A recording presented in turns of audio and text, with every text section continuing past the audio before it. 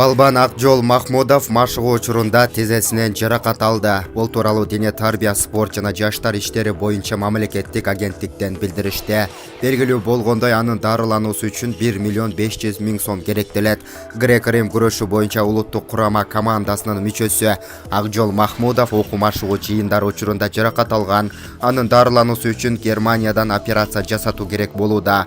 Ага 1,5 миллион сомдой каражат сарпталат. Дарыланууга кеткен чыгымдар дене тарбия спорт жана жаштар иштери боюнча мамлекеттик агенттиги тарабынан каржыланат деп айтылат маалыматта.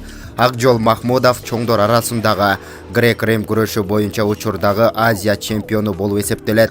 2018-жылы Индонезияда өткөн Азия оюндарында күмүш медалды жеңип алган. Булак Супер KG.